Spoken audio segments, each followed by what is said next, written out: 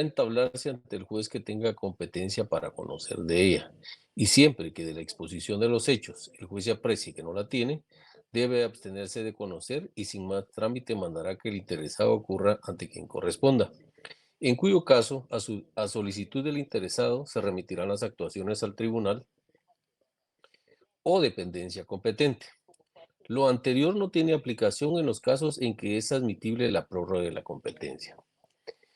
¿Por qué hablamos de la declinatoria? Porque normalmente, en algunos casos, eh, planteamos las demandas o escritos iniciales cuando promovemos alguna acción dentro del proceso laboral y por eso poníamos el ejemplo que muchas veces eh, promovemos o presentamos la demanda ante el juez que no es el competente para conocer esa acción.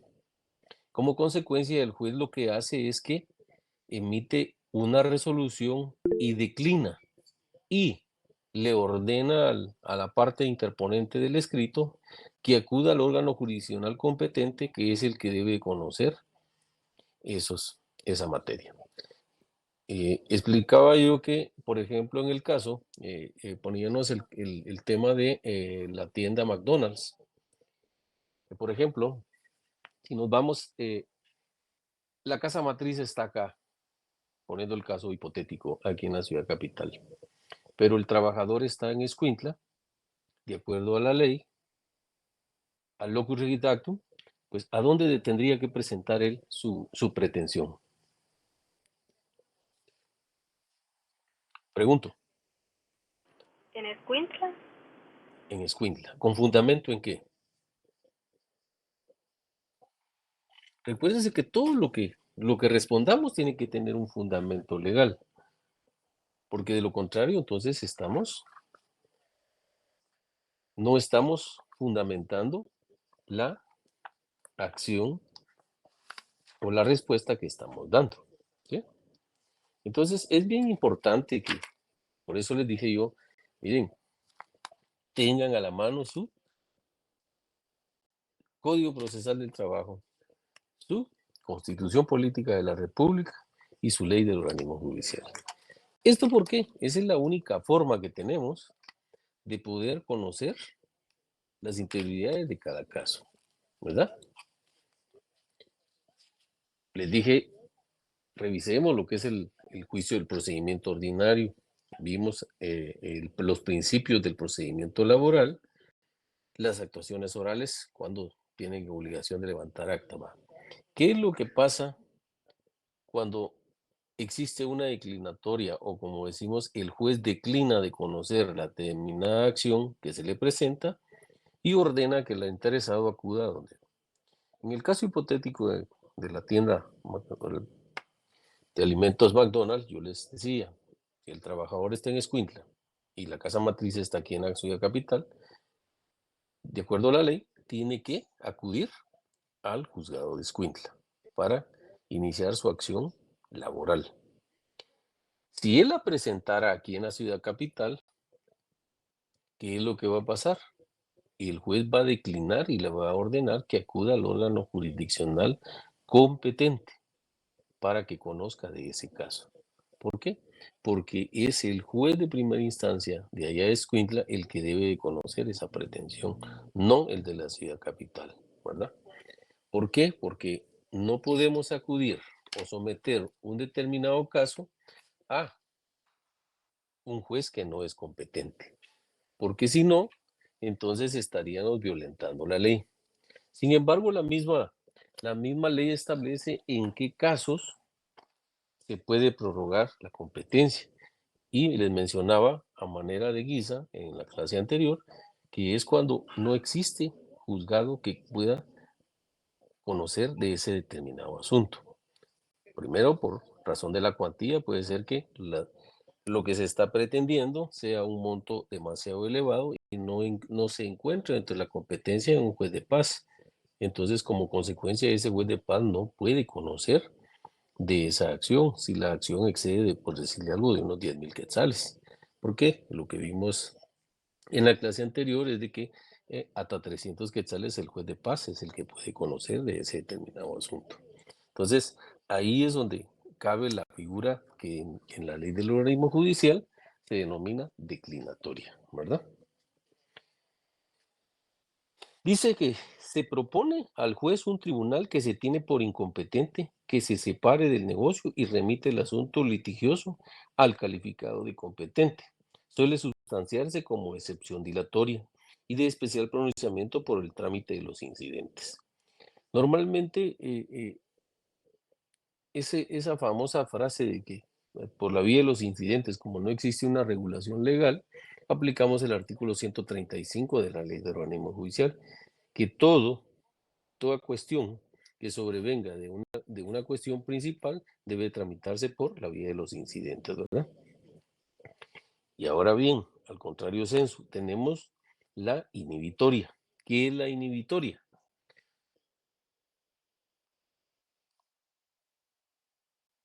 La inhibitoria es cuando se intenta ante el juez o tribunal considerado competente a fin de que libre el oficio al estimado sin competencia. Para que se inhiba y remita al otro los autos, se desenvuelve según la regulación especial, ya que significa la intervención de dos órganos jurisdiccionales a la vez. ¿Qué es lo que sucede? Se presenta la inhibitoria y le solicitan al juez que se inhiba porque él no es competente para conocer, pero es cuando ya el juez ha admitido a trámite la demanda y ha ordenado que las partes comparezcan a juicio oral. Entonces, una de las partes presenta, en este caso, la que le está afectando esa resolución, a efecto de que él se inhiba porque él no es competente por, volvemos al mismo caso, por razón de la cuantía, porque los montos que se están litigando pueden ser muy altos y sea que esté conociendo un juez de paz. Entonces se le solicita a él que se inhiba de seguir conociendo del asunto que se sometió a su consideración porque él no es competente. Debemos de tener cuidado cuando utilizamos estas dos cuestiones de competencia, que es la inhibitoria y la declinatoria. ¿Por qué? Muchas veces las confundimos. En la declinatoria le decimos, mire, usted es incompetente, ¿verdad? Se le propone al juez que es incompetente. Y en la inhibitoria le decimos, mire, usted no es competente, ¿verdad? Y eso es en sí lo concerniente a la inhibitoria y la declinatoria. El artículo 117 dice, el que fuere demandado, procesado o requerido para la práctica de una diligencia judicial ante un juez incompetente podrá pedirle que se inhiba de conocer el asunto y remita lo actuado al juez que corresponda. Luego, en el segundo párrafo del artículo 117 dice, la declinatoria debe interponerse por el interesado dentro de los 3 días de ser notificado, indagado o citado, y se tramitará como incidente.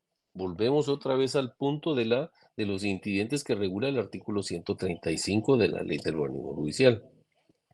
La resolución que se dicte será apelable y el tribunal que conozca el recurso al resolverlo remitirá los autos al juez que corresponda con noticia de las partes.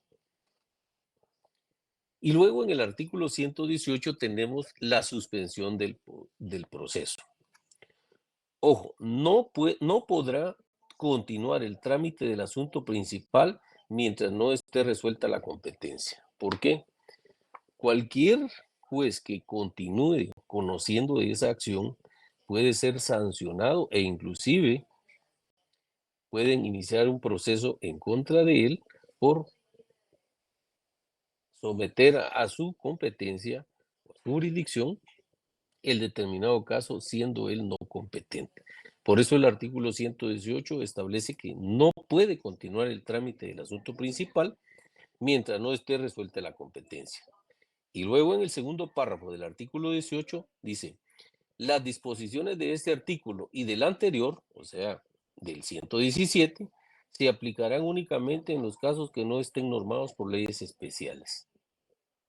Si no hay una ley especial que lo regule, entonces tenemos que acudir a la ley del organismo judicial, ¿verdad? Y luego también tenemos lo concerniente a la competencia dudosa. Si surgiere alguna duda o conflicto acerca de cuál juez debe conocer de un asunto, los asuntos deben de ser remitidos a la Corte Suprema de Justicia para que la Cámara del Ramo que proceda resuelva y remita el asunto al tribunal que deba de conocer.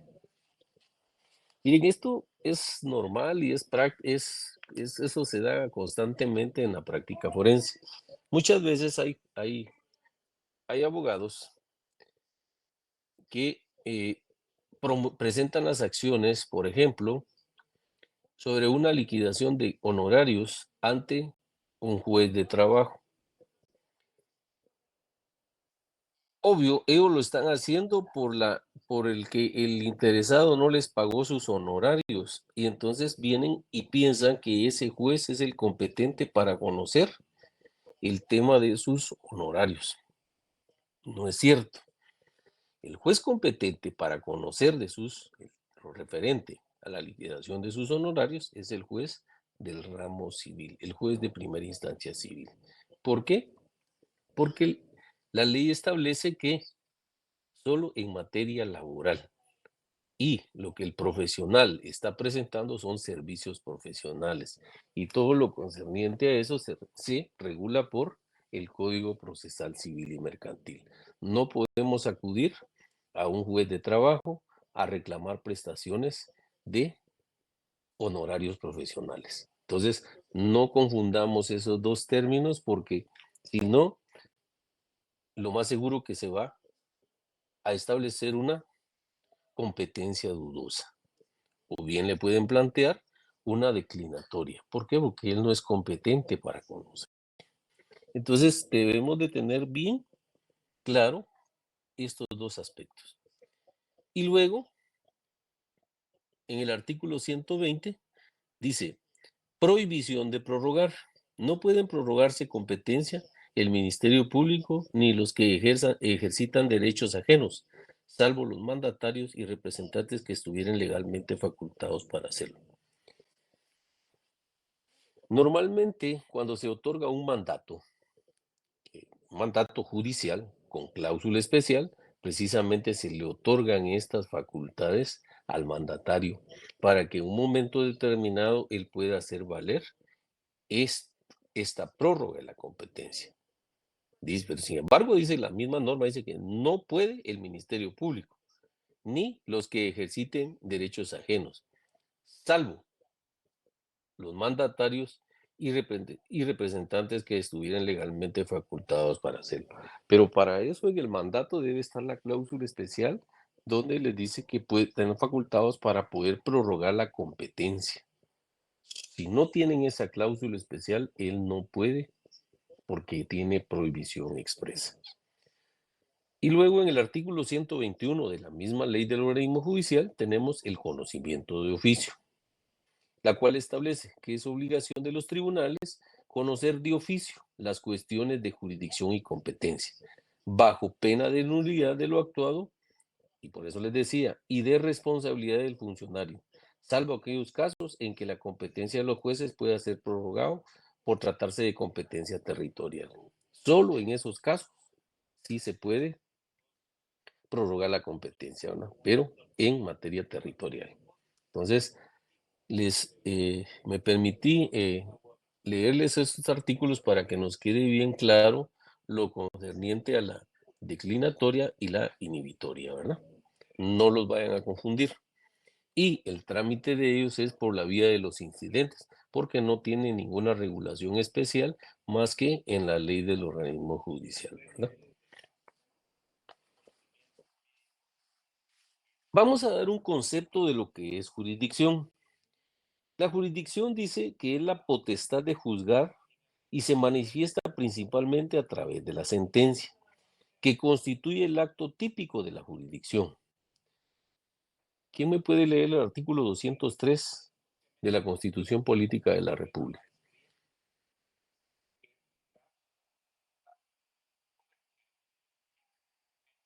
A ver, Claudia Lorena.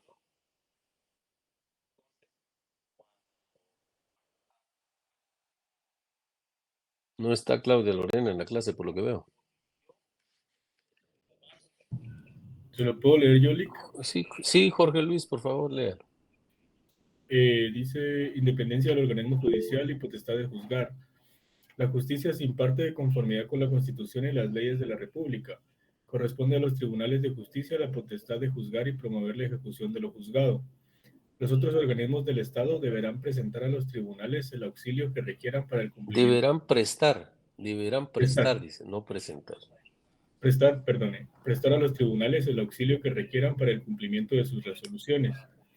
Los magistrados y jueces son independientes en el ejercicio de sus funciones y únicamente están sujetos a la Constitución de la República y a las leyes. A quienes atentaren contra la independencia del organismo judicial, además de imponérseles las penas fijadas por el Código Penal, se les inhabilitará para ejercer cualquier cargo público. La función jurisdiccional se ejerce con exclusividad absoluta por parte de la Corte Suprema de Justicia y por los demás tribunales que la ley establezca. Ninguna otra autoridad podrá intervenir en la administración de justicia. Dice que esta norma constitucional cierra cualquier espacio donde alguien quiera intervenir pretendiendo obstaculizar la administración de justicia, que es lo que a través de muchos medios utilizaron durante el proceso electoral que hubo de que se impartiera justicia. Por eso fue que la Corte de Constitucionalidad en su momento empezó a denegar esos amparos e inclusive apercibió a algunos de los sujetos procesales que estaban inmersos dentro de esa investigación, porque lo primero que alegaban era que no tenía competencia el juez para conocer de los asuntos. El juez que estaba conociendo esas denuncias sí tenía competencia. La misma Corte de Constitucionalidad se lo avaló a través cuando emitió la sentencia y le ordenó y culminó al juez a que él continuara con la investigación, porque esa era la función que tenía, porque ya que había un requerimiento del Ministerio Público para que eso se hiciera. Por supuesto, hay algunas que pueden diferir, pero la ley es la ley y tiene que cumplirse. Punto. Y entonces por eso es que esa investigación aún continúa. No crean ustedes que esa investigación está parada por el hecho que el actual presidente de la República que tenemos ya haya asumido. Eso no quiere decir que no continúe la investigación. ¿Por qué? El proceso penal tiene varias fases, las cuales tienen la fase preparatoria o fase de investigación. Cuando concluya la fase de investigación, pues va a haber un acto conclusivo por parte del Ministerio Público, en el cual va a decir si existen motivos suficientes para considerar la comisión de hechos delictivos. Eso se lo va a hacer ver al juez por escrito. O bien le puede manifestar que no existen medios que justifiquen para que continúe la investigación y por lo tanto puede pedir una desestimación de la denuncia o bien puede pedir una clausura provisional de la investigación que esté. ¿Por qué? ¿Por qué puede pedir una clausura? Porque pueden existir elementos suficientes para más adelante, en un tiempo que el mismo juez le va a fijar en la resolución, para que continúe con la investigación. Se los pongo a manera de ejemplo porque precisamente nadie puede intervenir so pena de nulidad y de iniciarle proceso penal por obstaculización a la averiguación de la verdad, ¿no? ¿Qué podemos seguir diciendo de la jurisdicción? La jurisdicción como la potestad de juzgar, dice, y ejecutar lo juzgado, y como característica la de ser una función obligatoria, gratuita y normalmente pública, que conforme a la clásica división tripartita de Montesquieu, corresponde con exclusividad al órgano judicial. Es decir, que la función de la jurisdicción que tiene el juez o el magistrado, pues primero es obligatoria, segundo es gratuita y es pública. Entonces, como consecuencia, hay que cumplir el mandato que la ley, en este caso la Constitución, le otorgó a jueces y magistrados, ¿verdad? El siguiente punto que podemos ver es la división de la jurisdicción por razón de la materia. Normalmente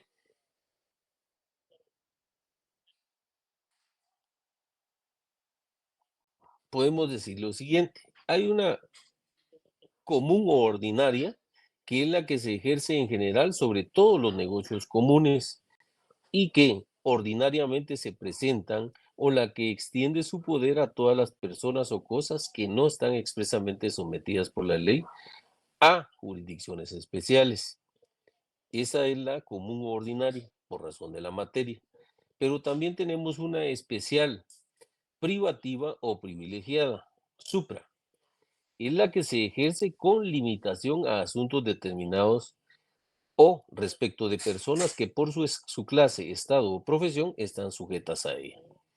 Nuestro ordenamiento jurídico, en este caso la ley del organismo judicial, sostiene que la jurisdicción es única y para su ejercicio la distribuye de la siguiente manera con los órganos que a continuación les voy a enunciar.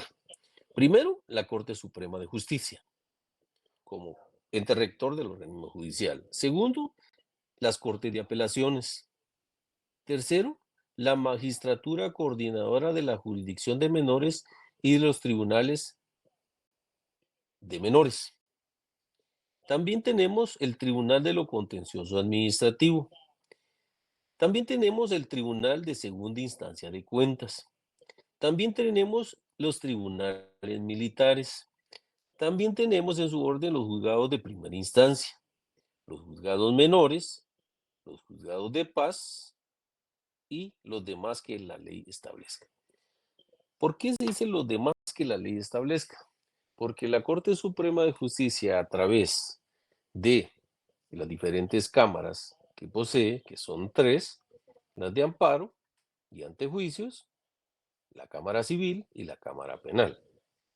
A través de estas tres cámaras, que son las que constituyen la Corte Suprema de Justicia y que a la vez forman lo que conocemos el Pleno de la Corte Suprema de Justicia, son los encargados o los obligados de conformidad con la ley, para establecer más juzgados de la índole que ellos consideren necesaria para poder impartir justicia, ¿verdad? ¿Cuáles son los procedimientos de jurisdicción y competencia? El tema que estamos discutiendo y es el que nos interesa es los conflictos de trabajo. La jurisdicción es improrrogable por razón de la materia y del territorio. En estos casos, los conflictos de trabajo no pueden ser prorrogables por razón de la materia y del territorio. Específicamente, la ley lo establece así. Sin embargo, dice, salvo en lo que respecta a la jurisdicción territorial, cuando se hubiere convenido en los contratos o pactos de trabajo una cláusula que notoriamente favorezca al trabajador. ¿Qué es lo que sucede? Normalmente en los contratos de trabajo se pone que en caso de que hubiera algún conflicto referente a la prestación del servicio o referente al contrato que se está realizando, el tribunal competente, ellos mismos lo designan. Puede ser donde les favorezca más al trabajador. Y regresamos al punto de la cadena de restaurantes McDonald's y les explicaba yo que en este caso, como el trabajador vive en Escuintla y allá presta el servicio, pues obvio es que él le compete o al órgano jurisdiccional que debe de presentar su acción es en el juzgado de primera instancia de Escuintla, ¿verdad? Pero también dice, podrá comisionar, o sea, el juez, a otro juez cuando éste no fuere de la jurisdicción privativa del trabajo para la práctica de determinadas diligencias que deben de verificarse fuera del lugar donde se siga el juicio. ¿Qué sucede en el caso de que necesiten recibir la declaración o la confesión judicial de alguno de los sujetos procesales o bien de algún testigo o bien de algún peritaje? Pues el juez puede comisionar a uno que no pertenece al mismo ramo del derecho laboral y puede comisionar a un juez de paz o a un juez de instancia para que practique esa diligencia, ¿verdad?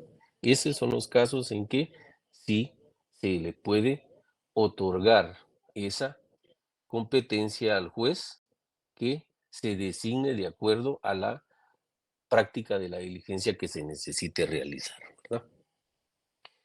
También tenemos que los conflictos de jurisdicción por razón de la materia que se susciten entre los tribunales de trabajo y otros tribunales de jurisdicción ordinaria o privativa serán resueltos por la Corte Suprema de Justicia, porque es el único órgano competente para determinar quién es el competente en ese conflicto por razón de la materia. Para la sustanciación, dice, de las competencias, así como para en los casos de los conflictos de jurisdicción a que se suscitare entre un tribunal de trabajo y una autoridad que no pertenezca al organismo judicial, rigen las reglas establecidas en la ley del organismo judicial. Y dice que en las resoluciones de dirimir las competencias se debe calificar si es o no frívola la excepción de incompetencia. Una de las compañeras creo que mencionaba en la clase anterior que se podía plantear una excepción de incompetencia, ¿verdad? Pues también es una de las formas de que hacerle ver a un juez al momento de que se, se señale la audiencia y cuando el juez le da a cada uno de los sujetos procesales para que intervengan en la audiencia, pues uno de los sujetos procesales puede plantearle la excepción de incompetencia, hacerle ver al juez, mire, usted no es competente para conocer y como consecuencia debe inhibirse y ya no puede seguir conociendo del presente asunto, ¿verdad? El juez de trabajo que maliciosamente se declare incompetente será suspendido por 15 días sin goce de sueldo. Miren el hierro que le pone la ley en caso un juez considere él y no quiere conocer el caso y se inhibe, pues se le puede sancionar con 15 días sin goce de salario, ¿verdad? Las acciones para obtener la disolución o alguna prestación de las organizaciones sindicales se deben entablar ante el juez de la zona jurisdiccional a que corresponde el lugar del domicilio de estas. Regresemos otra vez al punto. Si el conflicto que se está discutiendo de carácter económico entre un sindicato y una empresa se tiene que discutir aquí en la ciudad capital, son los órganos jurisdiccionales de aquí, de la ciudad capital, los que deben de resolver ese conflicto. ¿Por qué? Si el sindicato está acá, tiene su sede acá en ciudad capital, ¿por qué va a acudir a otro órgano jurisdiccional que no tiene competencia para conocer? Debe ser suscitado a través de el lugar donde, primero dice, se encuentran las organizaciones sindicales y donde prestan el servicio. Y como consecuencia ante la zona jurisdiccional que le corresponde, donde se encuentran estas, ¿verdad? También tenemos algo relacionado al conflicto de la jurisdicción. ¿Qué entienden ustedes por conflicto? A ver, Byron, Adán.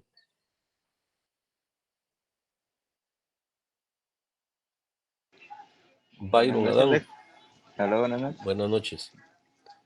Dígame. ¿Qué Conflicto entiende usted por sería, conflicto? Ujú. conflicto sería como una pelea, siento yo, o un inconveniente entre dos partes.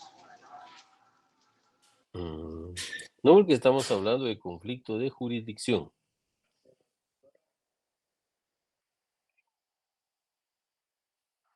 A ver, Nancy Paola.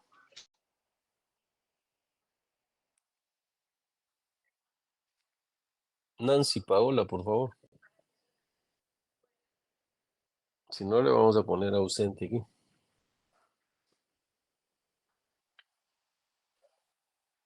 Carmen Patricia, conteste usted.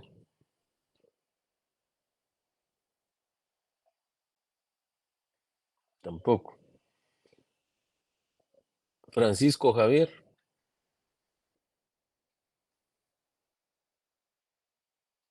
Tampoco está. Vamos a ver. Licenciado, perdone, aquí estoy. Bien, yo les voy a decir algo. No les he pedido que enciendan las cámaras, pero sí es obligación de ustedes encender sus cámaras. Así que, si el próximo día de clases tengamos a través de la plataforma, no encienden sus cámaras o no responden cuando yo les pregunto, ténganlo por seguro que les voy a bajar puntos en su examen parcial. Porque se está haciendo el esfuerzo por parte de ustedes y de la facultad para poder cumplir con la obligación de impartirles las clases. Ustedes creo que lo toman a manera de, están en la clase, no, ahí no me van a ver. Miren, la verdad que las clases deberían de ser presenciales. Creo que es la mejor forma de prepararlos. Esta es una alternativa que se dio a raíz del hacinamiento que tenemos. Los alumnos ya se dieron cuenta que en la clase del día lunes tuvimos el inconveniente de que no pudieron ingresar todos. Como les dije que yo iba a hacer todo lo que estuviera a mi alcance en aras de que nadie se quedara afuera, pues también en esas ahorita estoy gestionando para que cuando sean las clases presenciales, pues podamos tener otro salón, ver la posibilidad que consigamos otro salón más grande y que todos estemos ahí. Pero también ustedes tienen que poner de su parte, primero en asistir cuando es presencial y segundo en estar conectados cuando se estén dando las clases. Pues yo les vuelvo a advertir tanto a Carmen Patricia como a la otra compañera que no respondieron, es señal que no están en clase. ¿Es así, Carmen Patricia, o me equivoco? Perdone, ¿Me licenciado, escucho? sí lo estaba escuchando, pero es que voy conduciendo y tenía el teléfono en el modo cuando uno va manejando, Sí, entonces no pude sí. activarlo, pero por lo que estaba escuchando, es cuando hay un conflicto de jurisdicción, es cuando cae como que en dos tribunales ¿cómo se llama? El caso. No, no es así. No, perdón, eso era lo que más o No. menos tenía entendido. Ujú. A ver, Elizabeth, Mercedes.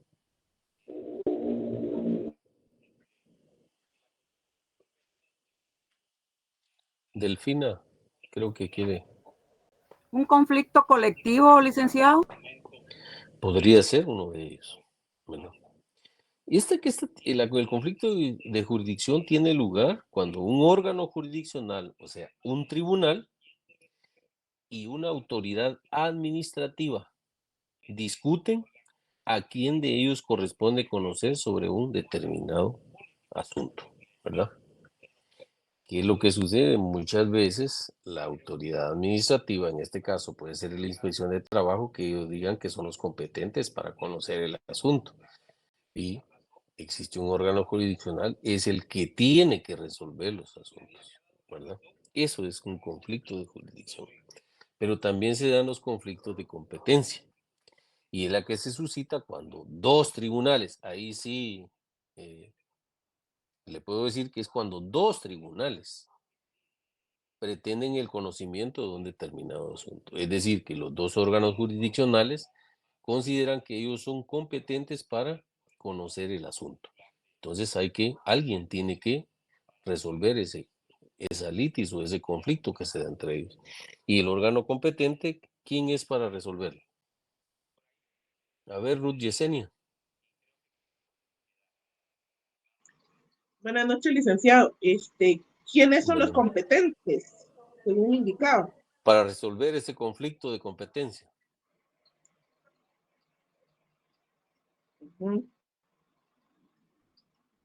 Yo lo acabo de decir. El juzgado, es que yo creo que ahí se divide por juzgado. No. A ver, Giovanni. Buenas noches, licenciado. ¿La Corte Suprema de Justicia? Es correcto. Es la Corte Suprema de Justicia la que se resuelve ese conflicto. Por eso le dije que yo lo acababa de mencionar. Lo que pasa es que no están poniendo atención.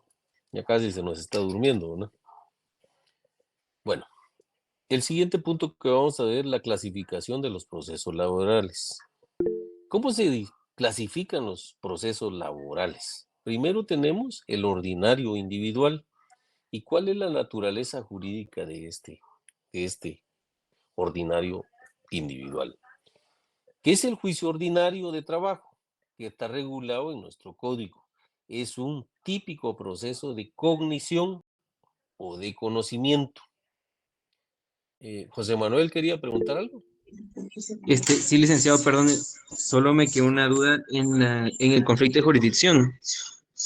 Usted me dice que es un órgano tribunal, es un órgano jurisdiccional y una autoridad administrativa, pero la autoridad administrativa Así es es.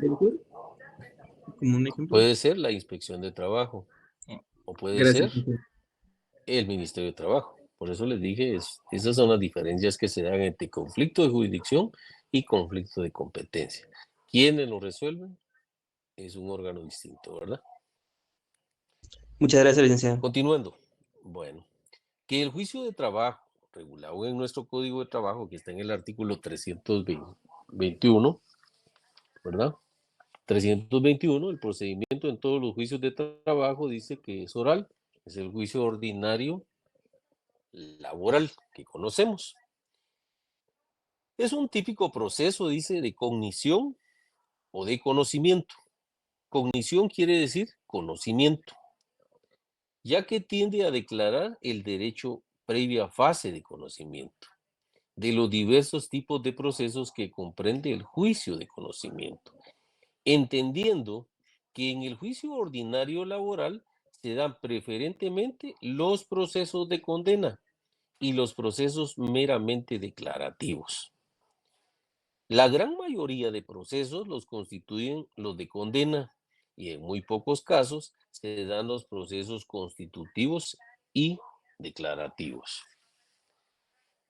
¿Cuáles son los procesos constitutivos?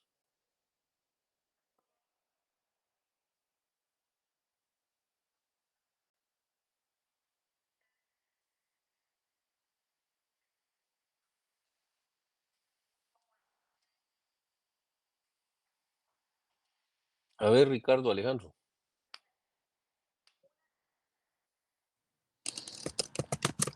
Los procesos constitutivos se me hace, Luis, que son es una etapa en la cual se constituye. Uy, perdón, se me fue, ¿cómo era? Constitutivos. Se constituye el proceso, No. ¿no? El proceso constitutivo, los procesos constitutivos, es cuando el juez, a través de la sentencia que emite, constituye un derecho. ¿Sí? Y los declarativos es cuando declara que le asiste el derecho. Por ejemplo, la afiliación.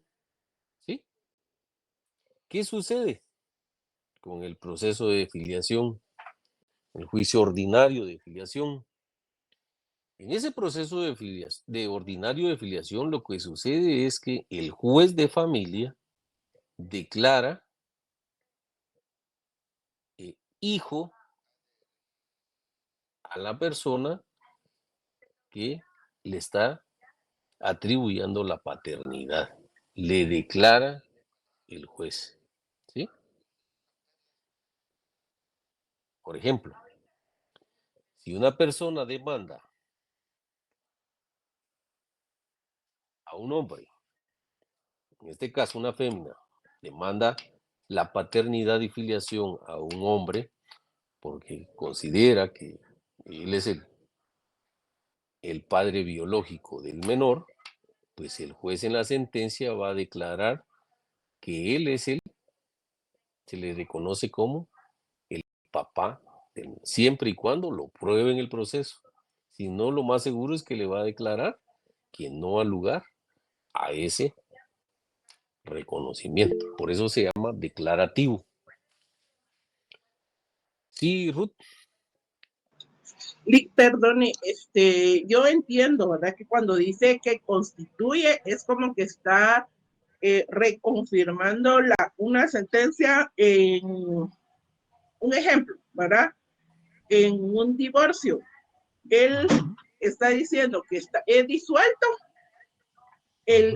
por lo tanto, está diciendo de que es un nuevo estado jurídico. ¿Un nuevo qué? Estado jurídico. Exactamente. Sí, ¿verdad? Lo puede constituir, lo puede modificar, ¿verdad?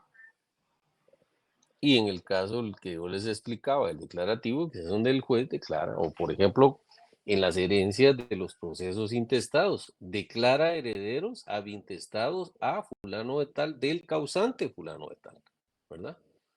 Por eso es que el juez lo declara. En cambio, en el proceso ordinario laboral, que es el que estamos y el que nos interesa ahorita por el momento, porque los aspectos que les estaba mencionando serán en el curso de procesal civil y mercantil que ustedes los van a recibir. Y por eso les decía que de los diversos tipos de procesos que comprende el juicio de conocimiento, se entiende que en el juicio ordinario laboral se dan preferentemente los procesos de condena y los procesos meramente declarativos. ¿Por qué de condena?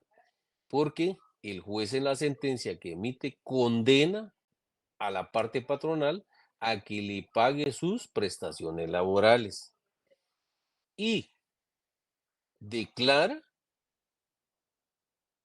quiere decir cuando el trabajador pide la reinstalación de su trabajo, pues le declara que debe ser reinstalado en las mismas condiciones en las cuales se encontraba antes de que fue cesado en su trabajo, ¿verdad? Por eso es que en el juicio ordinario laboral normalmente existen sentencias de condena y declarativos.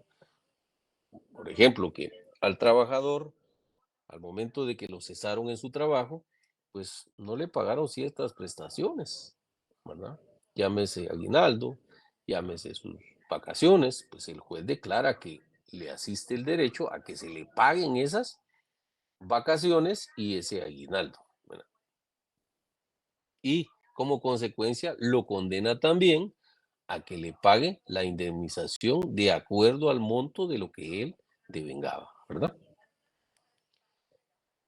Ahora bien, el proceso de conocimiento laboral se diferencia del correspondiente civil en las modalidades que le imprimen los principios formativos que se trataron anteriormente, por lo que únicamente mencionaremos que los caracteres del juicio ordinario de trabajo derivados de la singularidad de aquellos principios son los que se enuncian a continuación. Caracteres. Primero, que es un proceso en el que el principio dispositivo se encuentra muy menguado, pues el juez tiene amplias facultades en la dirección y marcha del mismo, impulsando de oficio, produciendo pruebas por sí o bien completando las aportadas por los litigantes, teniendo contacto directo con las partes y las pruebas y apreciando esas con suma flexibilidad y realismo. Es un juicio predominantemente oral, concentrado en sus actos que lo componen, rápido, sencillo, barato y antiformalista, aunque no por ello carente de técnica, limitado en el número de clases, de medios de impugnación y parco en la concesión de incidentes que dispersan y complican los trámites. Es más celoso que cualquier otro juicio en mantener la buena fe y lealtad de los litigantes, y todo ello saturado de una tutela preferente a la parte económica y culturalmente débil. ¿Qué es lo que sucede normalmente en el proceso civil? Por el principio de dispositivo, el juez, una vez vencido un plazo, tiene que acudir y continuar con el trámite del proceso. Sin embargo, en el proceso laboral, el juez puede pedir que se le rinda un informe, que se incorpore un medio de prueba que él considera que le va a servir para poder emitir un mejor fallo. Esos caracteres que les acabo de mencionar son bien importantes que los tengamos presentes. Porque el juez de oficio lo puede hacer. Puede producir pruebas por sí o bien completando las aportadas por los litigantes. O sea que ahí el juez prácticamente se vuelve pesquisidor de los medios de prueba que le van a servir para poder resolver el conflicto de trabajo que se le presentó. También merece acotarse por constituir características muy singulares de nuestro juicio ordinario de trabajo, que en el mismo no se contempla término de prueba. Fíjense que normalmente en el juicio ordinario, el de conocimiento que está regulado en el artículo 96 del Código Procesal Civil y Mercantil, ahí son las partes las que tienen que probar los hechos. En cambio, en el proceso ordinario laboral, no. El único que tiene que probar la causal que le están imputando es el patrono. El patrono es el obligado a desvanecer la pretensión del trabajador. El trabajador lo único que va a decir, mire, yo era trabajador de él, trabajé de tal fecha a tal fecha, devengaba un salario de tanto y como consecuencia fui cesado en el mismo y yo solicito, señor juez, que se me paguen mis salarios caídos, mi aguinaldo, mi indemnización, porque lo que me pagaba no está de acuerdo a lo que por ley me corresponde.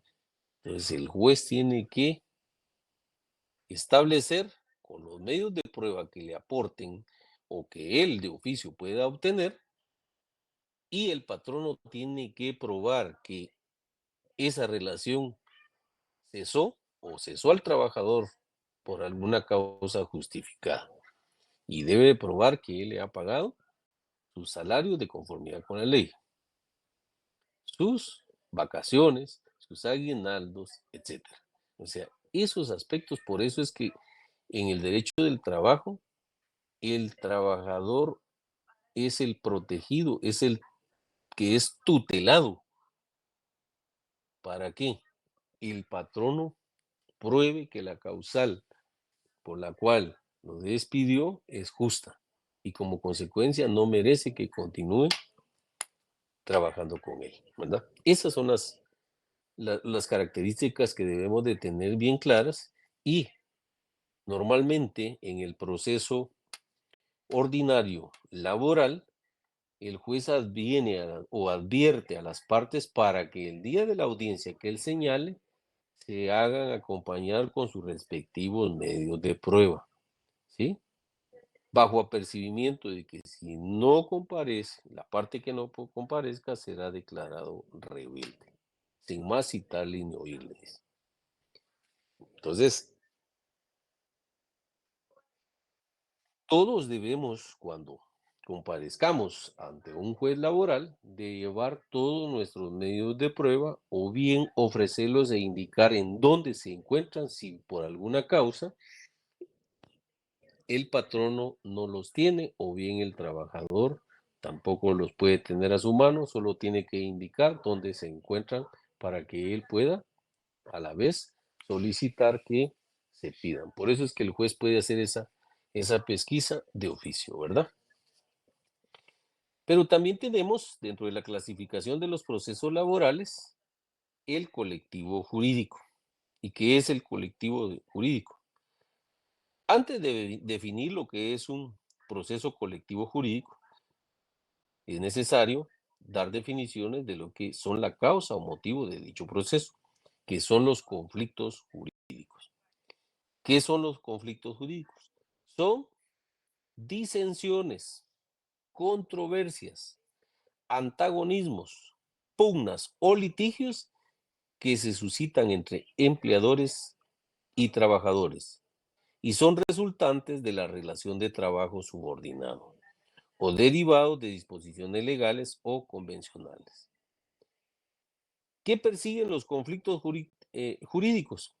Persigue la interpretación judicial de las normas ya existentes y sobre cuya vigencia, aplicabilidad o sentido disienten las partes. El conflicto finaliza con una sentencia o resolución judicial.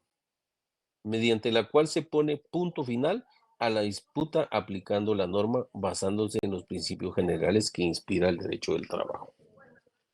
Estos conflictos jurídicos o colectivos, lo que se da normalmente es cuando existe un grupo de trabajadores y tienen un litigio en contra del patrón o patrón, dependiendo los que sean, porque alguna circunstancia está provocando ese litigio.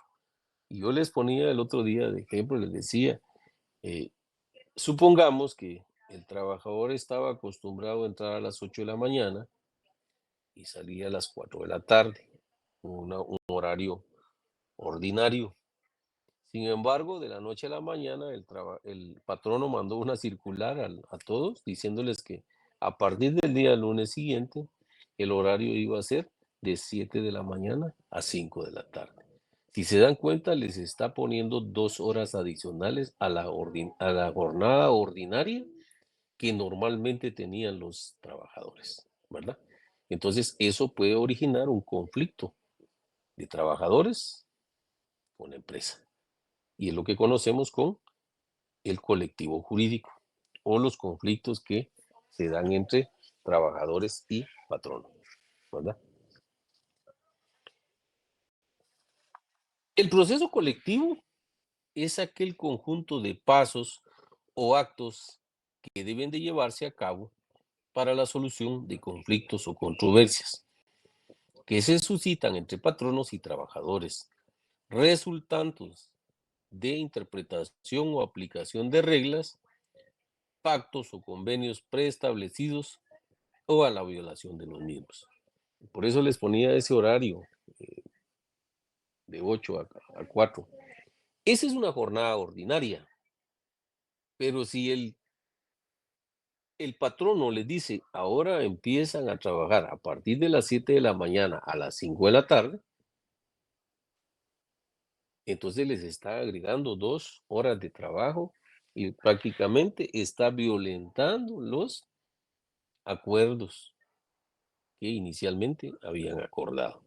Y aunque los trabajadores hayan firmado que sí están de acuerdo en que sea de esa forma, a la hora de que se dé el conflicto, el juez de trabajo va a resolver eso y va a condenar a la parte patronal a que les pague esas 2 horas de trabajo efectivo.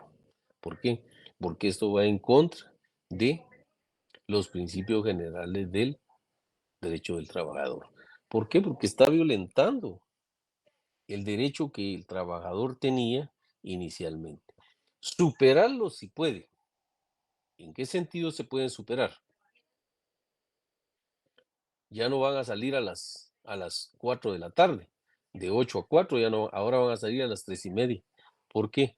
Porque resulta que los trabajadores van a estudiar a la Universidad de San Carlos o a cualquier otra universidad y necesitan de esa media hora para que puedan ir a capacitarse y a profesionalizarse.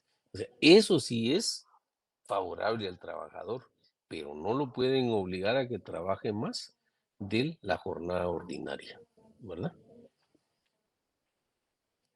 También tenemos el colectivo económico-social.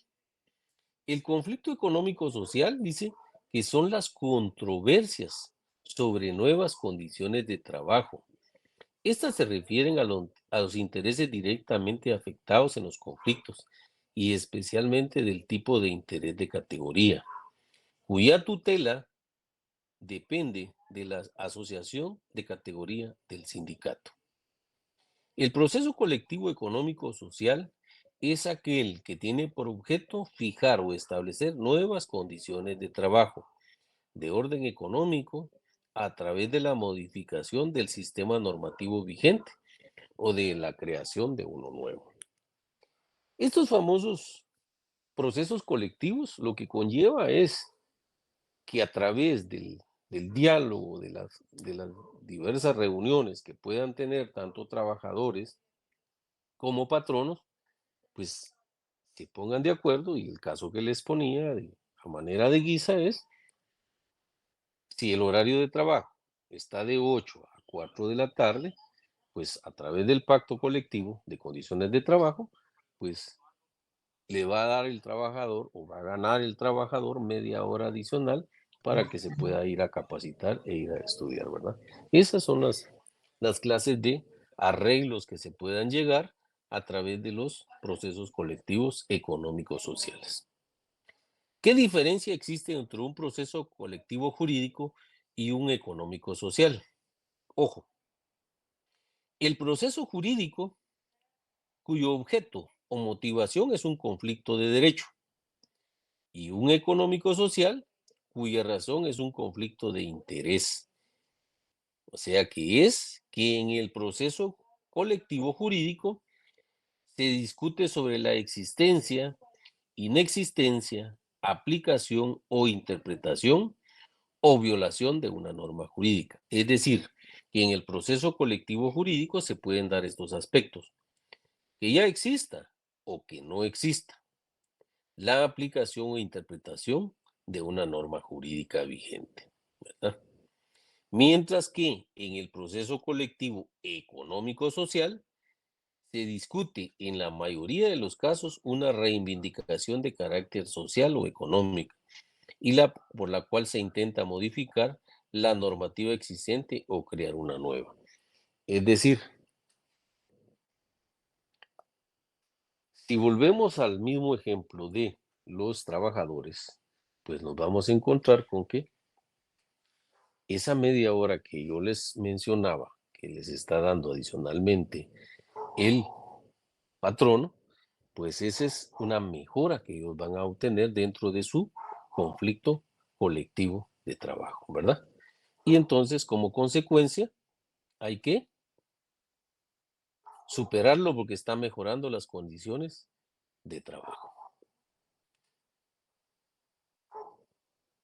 Nos vamos a quedar aquí el día de hoy y para el próximo día de clase vamos a ver el punitivo, sus caracteres y el procedimiento del punitivo laboral. Que tengan buenas noches y nos saludamos. Feliz noche, Eli. Feliz noche. Feliz noche, licenciado.